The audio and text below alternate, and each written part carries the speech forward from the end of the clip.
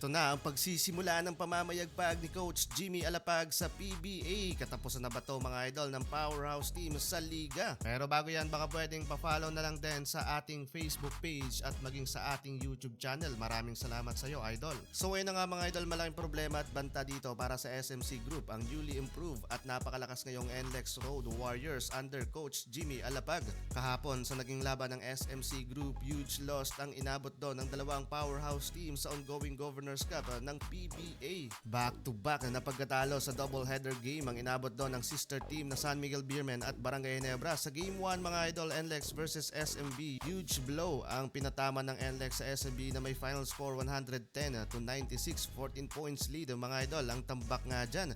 Consistent pa rin naman mga idol ang SMB import na si George King pagdating sa scoring na may double figure. 31 points and 8 rebounds shooting, 9 of 16 mula sa field at almost 57% shooting percentage. Yun nga lang, hindi pa rin siya naging efficient sa naging laban sa kabila ng pagiging leading scorer dahil sa kanya din mga idol nagmula ang siyam na turnover ng SMB. Nagtala ang import ng SMB ng negative 29 sa plus minus. Ibig sabihin yan 29 points na lamang ang nakuha ng kalaban habang nasa loob ng court siya. Bagamat nakakuha din mga idol si Junmar Fajardo ng 15 points sa naging laban, na bibihira para kay Dak Rake na makakuha lang siya ng 6 rebounds plus may 4 pang turnovers. Malaking impact yon mga idol para sa NLEX Road Warriors yung mga ganong nakumit ng SMB. Nakakapitalize nila mga idol ang buong game. 14-0 biggest run ang ginawa nila doon sa second quarter. Sa madaling salita mga idol, ang hot start, malaking early lead, balance scoring at composure ngayon ng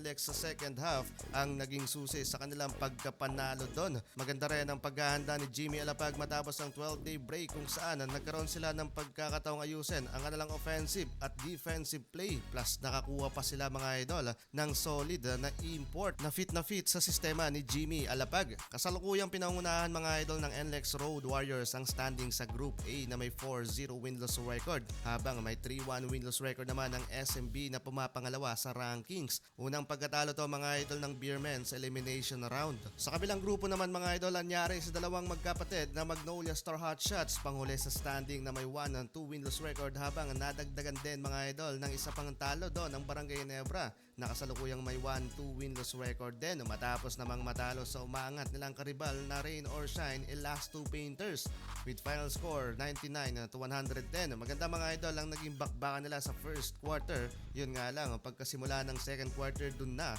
nagsimula ang kalbaryo ng Gene Kings. Simula noon mga idol, hindi man lang nakahabol o nakatabla sa scoreboard ang Ginebra.